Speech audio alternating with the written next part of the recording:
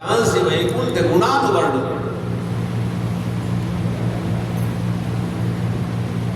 आंखें वही जो भगवत दर्शन करे, मन वही जो भगवान का मनन करे। कैसे मनन करे? जिस तरह हम माता की गोद में, पिता की गोद में होश संभालते हैं और जैसा जैसा वो कहते हैं करते हैं, वैसा हम देखकर सुनकर और डायरेक्शन पाकर हम राइट होते हैं, वैसे हम करने लगते हैं। तो ये संसार हमारा घर है। संसार के रचयिता हमारे माता पिता हैं, वही भीतर बैठे हैं और वही बाहर भी है। आप जो भी कार्य कीजिए, हमारे भगवान भाष्यकार रामानुजाचार्य जी का यही कहना है, यही उपदेश है। कैंकर्य लक्षण विलक्षण मोक्ष भाग श्री रामानुजो विजयते यतिराज राज। जो दक्षिण भारत में पेरुंबदूर में जन्म लेकर कांची में यादव प्रकार जी से शिक्षा प्राप्त कर और शिक्षा प्राप्ति के समय ही जैसे होनहार निर्वाण के होठ चीखने बाद पलंग में ही पालने में ही होनहार बच्चे के पांव से पता लग जाता है कि बच्चा कैसा होगा, क्या करने वाला। होनहार बच्चों के रहन सहन से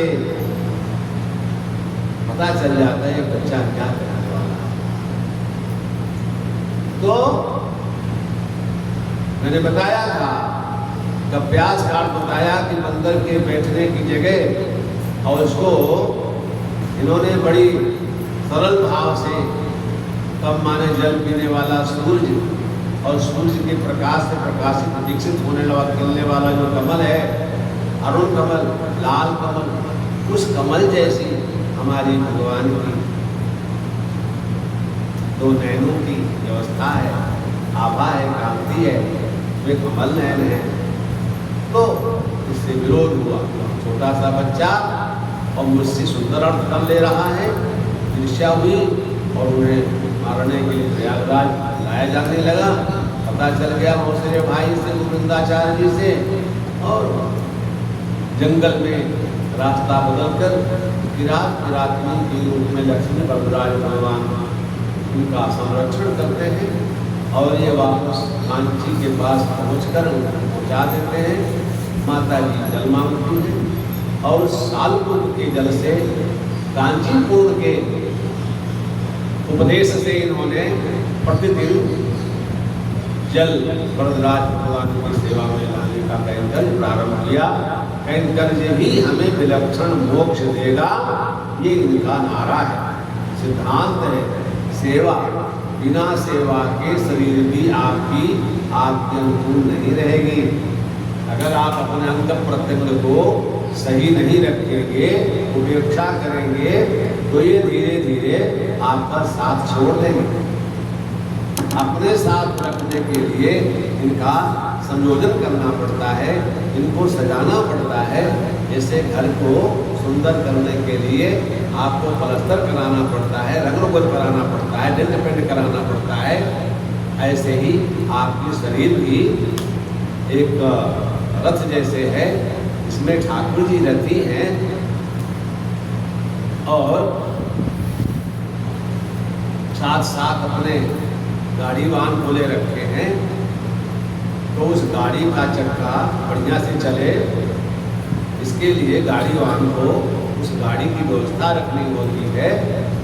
तो ये संसार, मैंने पहले अर्ज किया आपसे, ये संसार आपका आंगन है और इसमें आप एक नवजात बच्चे हैं और इस संसार के आंगन में हम उन भगवान के कृपा के पात्र हैं, बच्चे हैं, बच्ची हैं, अर्थात संतान हैं। जिस तरह हमारे माता पिता जी ने हमको जन्म दिया है, हम सेवा से इनके जैसा न बन सके कोई बात नहीं, पर जो उन्होंने शिक्षा दिया है उस शिक्षा को ग्रहण करके वैसा अनुवर्तन करें, उसका अनुकरण करें।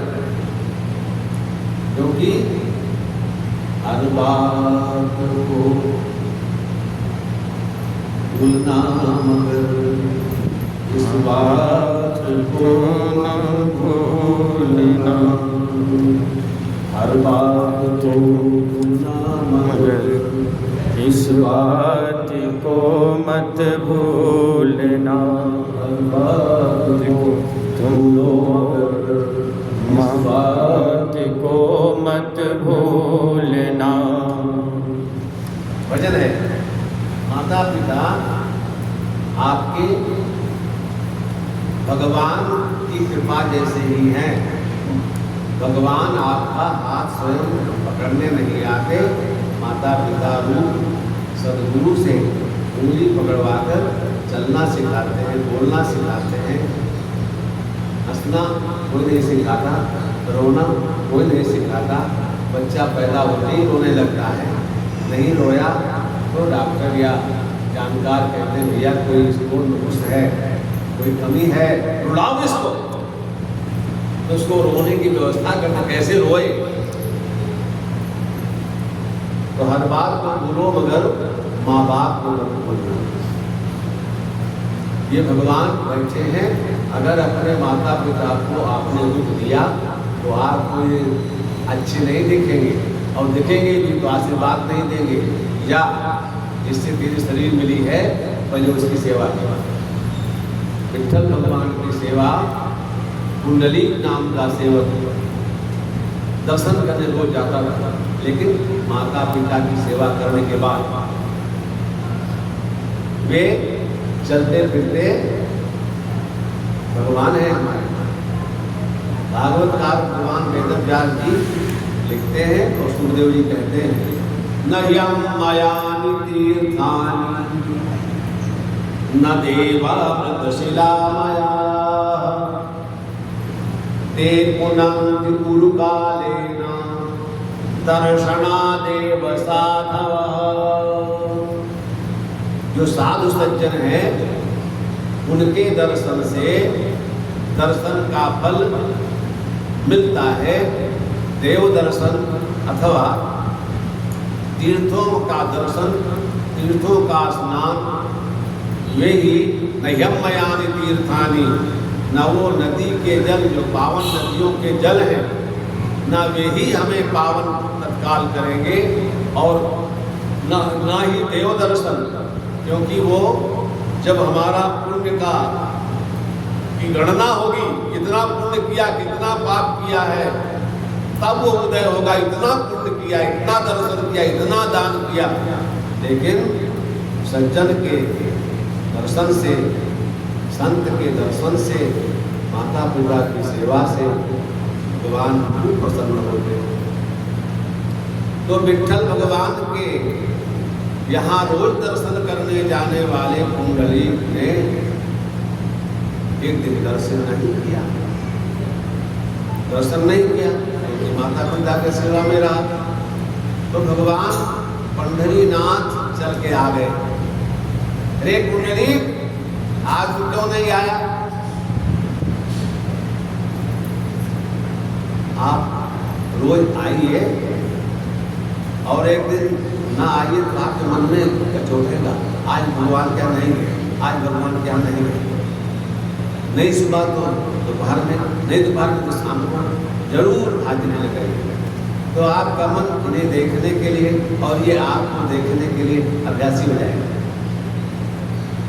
रोज रोज जो काम करेंगे वो हैबिट हो जाएगी, आदत हो जाएगी, चाहे बुरी आदत हो चाहे अच्छी आदत हो। जैसा आप स्वभाव बनाएंगे, रोज करेंगे, वही होगा, और वही आगे आप होने के लिए तैयारी करते हुए दिखाई देंगे। सच मानिए, बचपन से जब व्यक्ति जो कार्य करता है चला आता है, उसको आंख मूंद कर भी वो कर लेता है। कहीं आंख अंग पर कोई पीड़ा बैठा तो हाथ को आंख नहीं है, लेकिन ये हाथ समझ जाता है कि यहाँ है। वो हाथ वहाँ जहाँ आपको कीड़ा बैठा हुआ तो देना चाहता है, घबराहट है या दर्द हो रहा है, तुरंत हाथ पहुँच जाएगा। आँख नहीं है इसको, हैबिट, आदत, जहाँ जहाँ ये अंग बचाता है ना। सुरक्षा प्रहरी जो है वो चौकन्ना रहता है गेट में, तो ये अपने यहाँ से यहाँ तक की रखवाली के लिए ये दोनों हो, इसको सुरक्षा प्रहरी है। तो श्री रामानुज स्वामी जी का एक ही उद्देश्य है और रहा है कि हमारे भगवान झूठे नहीं है, ज्ञान से शून्य नहीं, अज्ञान से दुर्गुण से शून्य है।